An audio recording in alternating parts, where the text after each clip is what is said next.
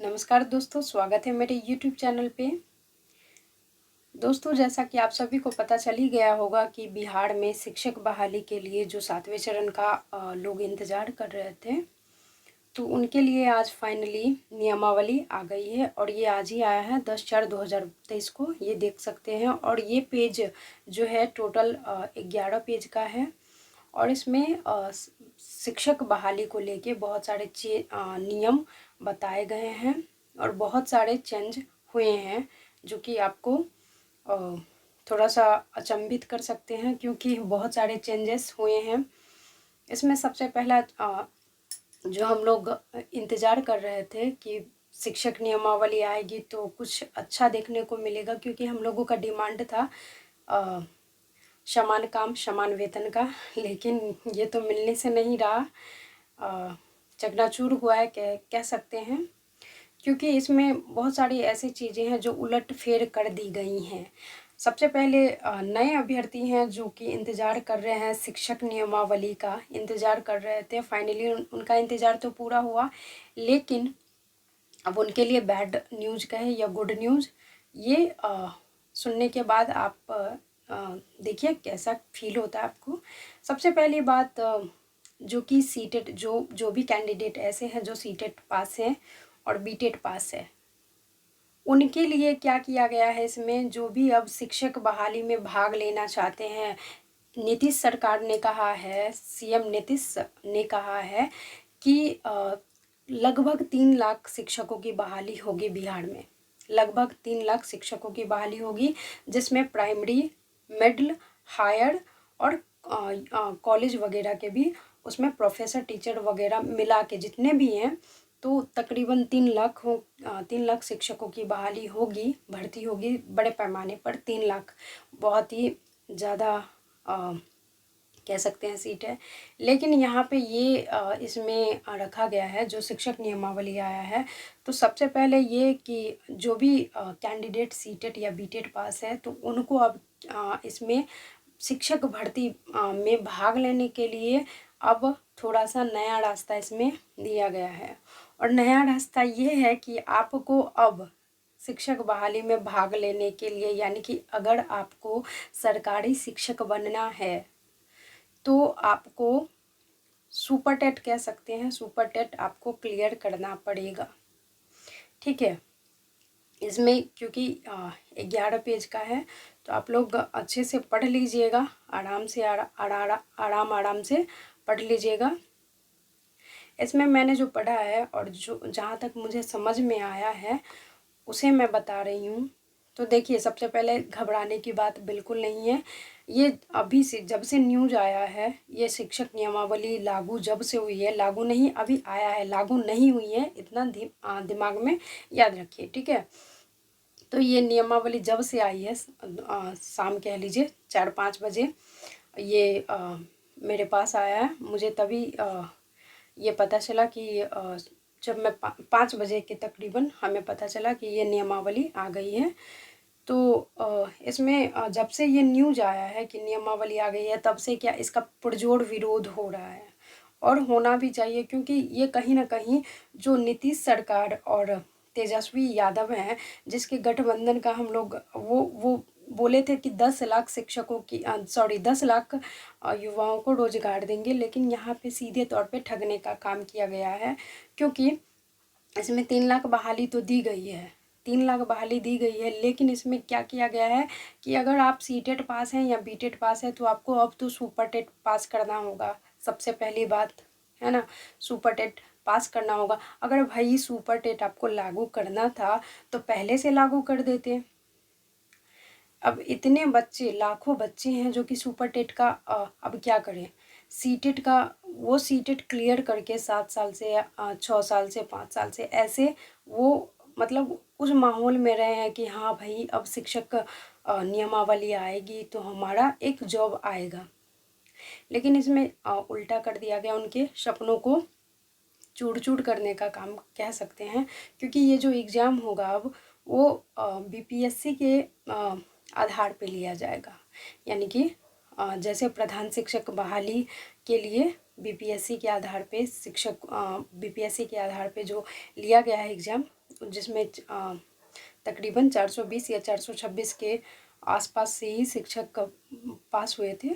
तो उसी के आधार पे ये एग्ज़ाम लिया जाएगा, सीटेट और बीटेट। इसमें साफ साफ कहा गया है कि यदि आप सीटेट पास हैं या बीटेट पास हैं तो ही आपको इसमें सुपर टेट में भाग लेने का मौका मिलेगा, ठीक है।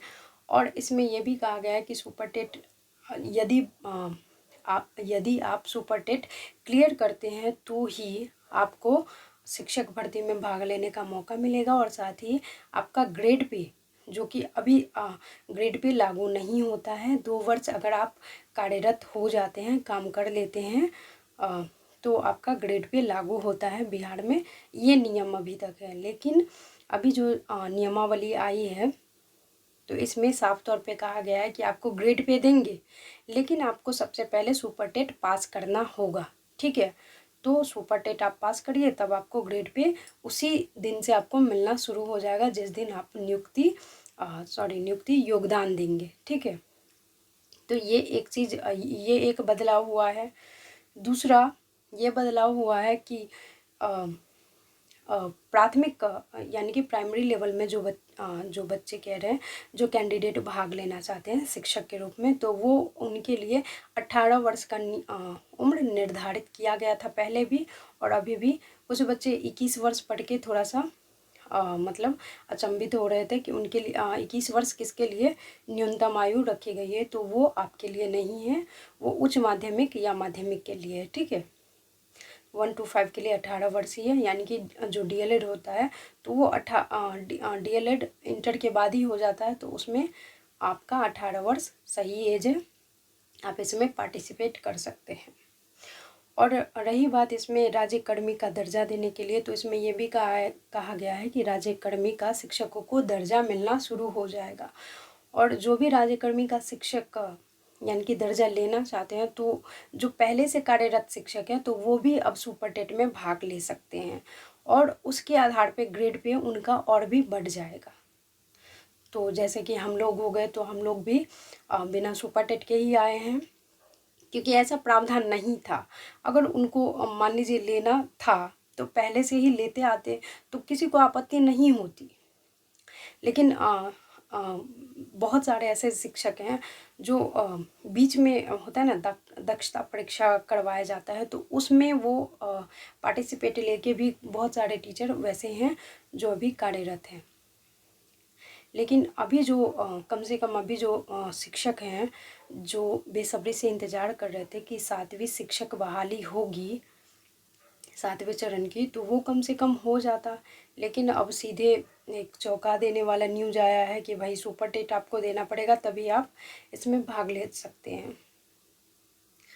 तो यही न्यूज़ आया है, और जो अभी शिक्षक कार्य कर रहे हैं उनके लिए एक गुड न्यूज़ है, और गुड न्यूज़ ये है कि आपका जैसे डीए महंगाई भत्ता जो है 38% था, तो वो आपका 42% बढ़ के हो गया है।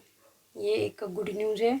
और रही बात समान काम समान वेतन की, तो वो अभी इसमें कुछ भी मतलब कहना ही नहीं है, इसमें कुछ जिक्र ही नहीं किया गया है। हम लोग समान काम समान वेतन के लिए वेट कर रहे थे, स्थानांतरण के लिए वेट कर रहे थे, लेकिन उन चीज़ों को छोड़ दिया गया है, उन चीज़ों को बिल्कुल भी।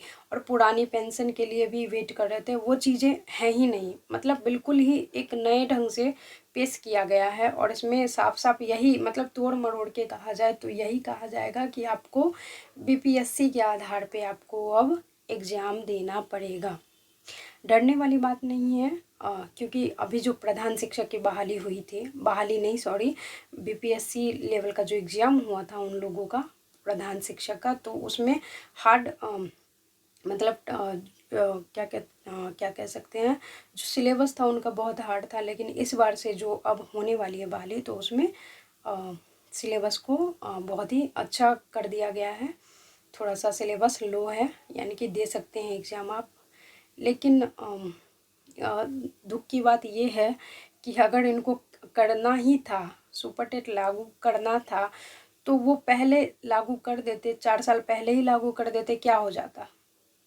या 2 साल पहले ही लागू कर देते क्या हो जाता। नहीं तो 7वें चरण की बहाली होने वाली थी, तो सीटेट बार बार आप लोग क्या कर रहे हैं कि सीटेट ले रहे हैं। या तो सीटेट बंद करवा दो, या फिर मतलब क्या, सीटेट आप हर साल लेते हो, साल में 2 बार सरकार लेती है, केंद्र सरकार जो होती है साल में 2 बार सीटेट एग्ज़ाम लेता है। और उससे क्या होता है, संख्या बढ़ रही है, दिन प्रतिदिन शिक्षकों की संख्या बढ़ रही है। मतलब शिक्षक बनने के लिए लोग क्या करते हैं, बहुत ज़्यादा सीटेट परीक्षा में भाग ले रहे हैं अभी। तो कहीं ना कहीं हमको लग रहा है उसी पे थोड़ा सा लगाम कसने के लिए, या कह सकते हैं कुछ और, या हमें दूसरा जो कारण नज़र आ रहा है इसमें ये भी है कि बिहार शिक्षा की जो व्यवस्था है उसको सही ढंग से करने के लिए भी सुपर टेट लागू होना अनिवार्य है। इसीलिए ऐसा शायद सरकार ने किया है। लेकिन अब आ गई है शिक्षक नियमावली, तो इसमें देखिए अब थोड़ा सा विरोध हो रहा है और इसमें कुछ बदलाव होने की संभावना है। तो थोड़ा सा सकारात्मक रहे, अच्छा ही होगा, ज़्यादा घबराने की बात नहीं है। और इसमें कुछ खास है नहीं, यही चीज़ें सब हैं जो मैंने बताया है। अदरवाइज आप पढ़ सकते हैं।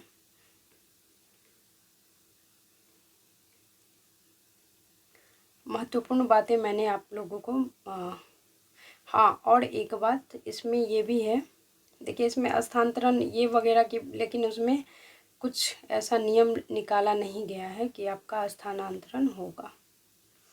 इसमें एक बार मैंने ये एक बात ये भी पढ़ा है कि जो शिक्षक हैं, यदि आप शिक्षक बनना चाहते हैं तो इसमें आपको बिहार राज्य का या भारत राज्य का दर्जा मिलना, मतलब जो बिहार राज्य के शिक्षक हैं, बिहार राज्य में जो शिक्षक बनना चाहते हैं और जो पहले से बिहार राज्य के निवासी हैं, तो उनको थोड़ा सा प्रायोरिटी दी जाएगी। यहाँ पे लिखा था कहाँ,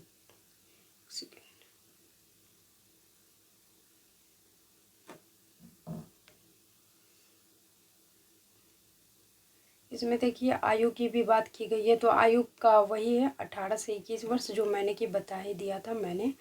और 10 वर्षों का वही रिलैक्सेशन मिला है, 10 वर्ष जैसे कि होता आ रहा है। और इसमें 50% लड़कियों के लिए यानी महिलाओं के लिए और 50% लड़कों के लिए सीटें रहेंगी। और कुछ इसमें कुछ खास है नहीं, ऐसे ही 11 पेज का बना दिया गया है।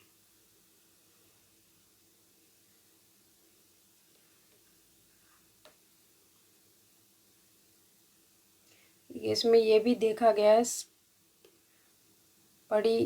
परिवीक्षा अवधि संतोषजनक नहीं पाए जाने की दशा में परिवीक्षा अवधि का विस्तार 1 वर्ष के लिए किया जा सकेगा।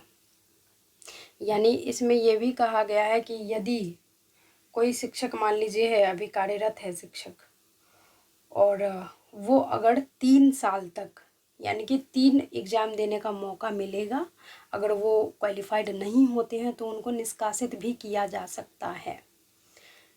ठीक है, तो इसमें ये भी देखने को मिला है। इसमें लिखा गया है वैसे विद्यालय अध्यापक का पद स्थानांतरणीय होगा, लेकिन अभी देखिए क्या होता है। देखिए जो नोटिफिकेशन आया है या नियमावली आई है, ये लागू होने में अभी 1 से 2 वर्ष तकरीबन कम से कम लग जाएगा। तो आप लोगों को घबराने की कोई बात नहीं है। ये बहाली, देखिए बहाली कहने के लिए, ये मतलब शो करने के लिए ये दिया गया है कि हाँ बहाली होने वाली है बिहार राज्य में। लेकिन देखिए ये यहाँ का जो सिस्टम है बहुत ही स्लो सिस्टम है, बहुत ही स्लो सिस्टम है। कम से कम 2 से 4 साल ये लगाएगा और बहुत सारे प्रावधान इसमें बदले ही जाएंगे। आप लोग ज़्यादा चिंता ना करें, टेंशन ना लें। देखिए क्या होने वाला है, थोड़ा सा पेशेंस बना के रखिए। जो भी सीटेट बीटेट पास अभ्यर्थी हैं सभी पेशेंस बनाए रखें, अच्छा ही होगा सब। ज़्यादा टेंशन लेने की आवश्यकता नहीं है, क्योंकि इसमें जो चीज़ें बताई गई हैं तो इसका पुरजोर विरोध होना शुरू हो गया है। और नए शिक्षकों के लिए ही नहीं, ये जो भी पुराने शिक्षक हैं जो जैसे कि हम लोग हो गए, तो बहुत सारे ऐसे शिक्षक हैं जो कि इसका विरोध कर रहे हैं। तो देखिए अब आगे क्या होता है। रही बात यही कि जो मूल चीज़ें हैं मैंने बता दी आपको, वही चीज़ें हैं और कुछ खास है नहीं। ये कहीं ना कहीं ये जो नियम लाया गया है, तो बिहार शिक्षा के व्यवस्था को अच्छे ढंग से चलाने के लिए लाया गया है। क्योंकि बहुत सारे ऐसे विद्यालय हैं जहाँ आप देख सकते हो, वहाँ पे जाइए, आपके आस पड़ोस में ही पता होगा कि कैसे क्या शिक्षक, कौन शिक्षक कार्य करते हैं, कौन शिक्षक कार्य नहीं करते हैं। तो उन चीज़ों को भी सही करने के लिए ये चीज़ें लाई गई हैं। अब देखिए इसमें क्या उतार चढ़ाव आता है, क्या क्या चीज़ें बदली जाएंगी, क्या किन चीज़ों पे विचार किया जाएगा। ये जो नियमावली है, बेशक इस नियमावली पे फिर से कुछ ना कुछ संशोधन होगा। ठीक है, तो आप लोग हड़बड़ाएं नहीं, पेशेंस बना के रखें। कुछ अच्छी खबर मिलने को बाकी है अभी, तो यही हम कहेंगे, पेशेंस बना के रखिए, अच्छा ही होगा आप लोगों का। चलिए, कोई भी खबर आती है तो मैं जल्दी ही हाजिर होंगी आपको बताने के लिए, क्योंकि आप लोगों का हित ही सर्वोपरि है। इसी को लेके मैंने ये न्यूज़ लेके मैं अभी प्रस्तुत हुई हूँ। तो आप लोग टेंशन ना लें, जो भी चीज़ें होंगी हम लोग तुरंत मतलब आप लोगों को तुरंत हम बताएंगे।